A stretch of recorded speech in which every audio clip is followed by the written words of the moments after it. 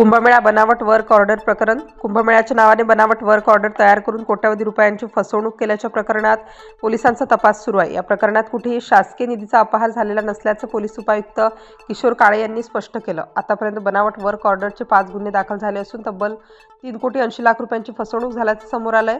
आरोपींच्या आणखी काही साथीदार आहेत का, तसेच त्यांच्या खात्यावरही पैसे वळवण्यात आले आहेत का, याचा तपास पोलिसांकडून केला जात आहे. शासकीय कागदपत्रे बनवण्यासाठी डिजिटल सिग्नेचर सोबतच आधुनिक तंत्रज्ञानाचा वापरही आरोपींनी केल्याचं तपासात समोर आलंय. कुंभमेळ्याच्या कामांच्या नावाने बनावट वर्क ऑर्डर तयार करून फसवणूक केल्याचं प्रकरण आता समोर आल्यानंतर पोलिसांनी तपासाची चक्र वेगाने फिरवली आहेत. आतापर्यंत 5 स्वतंत्र गुन्हे दाखल झाले असून फसवणुकीची रक्कम 3,80,00,000 रुपयांपर्यंत पोहोचली आहे. या फसवणुकीमागे आणखी कोणाचा सहभाग आहे का, फसवणुकीची रक्कम नेमकी कोणाच्या खात्यावर वळवण्यात आलेली आहे, याचा आर्थिक व्यवहारांच्या माध्यमातून तपास केला जात आहे. आरोपींच्या बँक खात्यांचीही चौकशी करण्यात येत आहे. दरम्यान बनावट वर्क ऑर्डर तयार करण्यासाठी वापरण्यात आलेली डिजिटल साधनं आणि आर्थिक व्यवहार याबाबत पोलिसांकडून अधिक तपास सुरू असून या प्रकरणात आणखी काही आरोपी निष्पन्न होतात का, हे सुद्धा बघणं महत्त्वाचं आहे.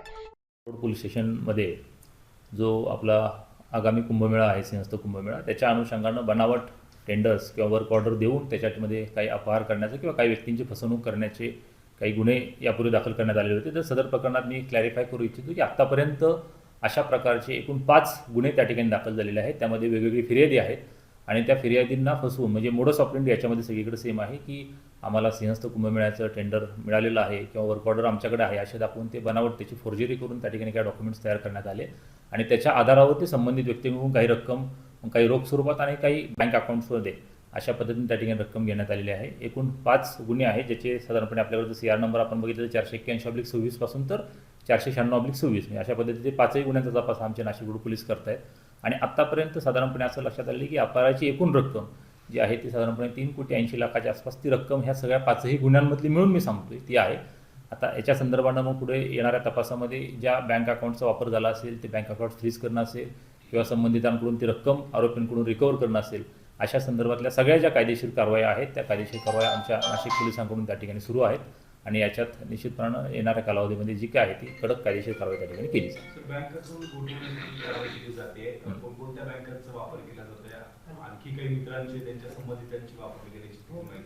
याच्या संदर्भामध्ये वेगवेगळे गुन्हे, मी जसं आपल्याला पूर्वी सांगितलं 5 वेगवेगळे गुन्हे आहेत. त्याच्यामुळे मल्टिपल बँक्समध्ये ते अकाउंट्स आहेत आणि जसं आपण सांगितलं त्या पद्धतीने जर इतर कोणाच्याही बँक अकाउंटचा वापर झाला असेल तर ते देखील त्या ठिकाणी त्याच्यामध्ये तपासामध्ये ज्यांचा सहभाग निष्पन्न होईल त्या पद्धतीने पुढची कारवाई केली जाईल. सर, जेवढीची फसवणूक झालेली होती त्यापैकी किती रक्कम आता शिल्लक आहे आणि जो तनय महाजन आहे त्यांनी आतापर्यंत किती पैसे याच्यामधून खर्च? नाही, याच्याविषयी आता निश्चितपणे मला या क्षणाला सांगता येणार नाही. मात्र मी जसं आपल्याला सांगितलं एकूण 5 गुन्हे आहेत. 5 गुन्ह्यांमधली अपहाराची जी रक्कम आहे ती 3,80,00,000 अशी आहे. तर त्याच्यानुसार मग त्याचा पुढे वेगवेगळ्या गुन्ह्याचा प्रकरण आहे, त्या ठिकाणी वेगवेगळा तपास सुरू आहे. वर्क ऑर्डर नक्की कशा निघाल्या किंवा त्यांनी जे लोगो वापरले ते कसे वापरले यावर ते बनावटच आहे. आत्तापर्यंत जो तपास झालेला आहे त्याच्यामध्ये साधारण असं दिसतंय की जी आपली डिजिटल सिग्नेचर असते त्या डिजिटल सिग्नेचरची कॉपी करून आणि प्लस जो आपला बेसिक जो काही फॉन्ट आणि इतर सगळ्या गोष्टी, म्हणजे वर्क ऑर्डर मीन्स बेसिकली ते त्याचं कॉपी करून त्याच्यामध्ये वेगवेगळ्या पद्धतीच्या ॲडव्हान्स ज्या टेक्निक्स आहेत त्या वापरून त्याच्यामध्ये त्याचा वापर झालेला आहे असं साधारणपणे दिसते. मात्र याच्यामध्ये अजून सखोल तपासांती, कारण अजून याच्यामधले काही आरोपी हे अटकेत आहेत, काही त्या ठिकाणी न्यायालयीन कोठडी देखील आहे. तर त्याच्यामध्ये त्याच्या तपासांतीच आपल्याला त्याच्यावरती नाही असं अजूनपर्यंत लक्षात येत नाही. नाही, ह्याच्यामध्ये कुठल्याही प्रकारे अद्याप पावेतो झालेल्या तपासामध्ये 1ही रुपयाच्या शासकीय निधीचा अपहार झाला असं सुकृतदर्शी निष्पन्न होत नाहीये. मात्र ह्याची मोडस ऑपरेंडी मी परत आपल्याला सगळ्यांना सांगतो की आम्हाला कुंभमेळ्याचं टेंडर प्राप्त झालेलं आहे, XYZ कामाची वर्क ऑर्डर प्राप्त झालेली आहे असं भासून पुढच्या व्यक्तींकडून ते सब टेंडर किंवा त्याला ते पुढे देण्याच्या आमिषानं त्याच्याकडून ते पैसे घेतलेले आहेत असं साधारणपणे दिसतंय. काही राजकीय संबंधित नावं देखील समोर आली होती, असं काही तपासात नाही, अद्यापर्यंत तसं काही तपासात निष्पन्न होत नाहीये. सर, बनावट वर्क ऑर्डर याची प्रिंटिंग जळगावमध्ये झालेली, त्याचं काय आपण? नाही, आता त्यात मी परत सांगतो त्याच्यात नेमकी त्याची प्रिंटिंग कुठं झाली, कारण ह्याच्यातले काय आरोपी मी जसं आपल्याला सांगितलं की मल्टिपल ठिकाणचे त्या ठिकाणी आरोपी आहेत. त्यामुळे नेमकी याची प्रिंटिंग कुठं झाली आणि कशा पुढच्या गोष्टी झाल्या त्याच्यामध्ये त्या ठिकाणी प्रकरण न्याय तपास त्या ठिकाणी सुरू आहे.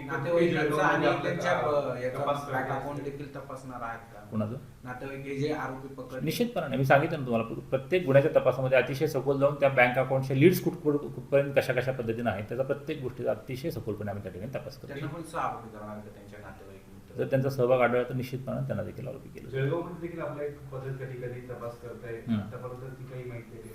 नाही, त्याच्या बाबतीतले अजून डिटेल्स मला या ठिकाणी काही निश्चितपणे सांगता येणार नाहीत. मात्र याच्यामध्ये मल्टिपल लेवलला तपास सुरू आहे. काही तपास क्राईम ब्रांचकडून देखील सुरू आहे, काही तपास आमचे स्थानिक पोलीस करत आहेत. मात्र जे 5 गुन्हे दाखल आहेत ते सगळे गुन्हे नाशिक रोड पोलीसला दाखल आहेत, पोलीस स्टेशनला दाखल आहेत. त्यांचा तपास इथले स्थानिक पोलीसच करत आहेत. Star news bureau Nashik.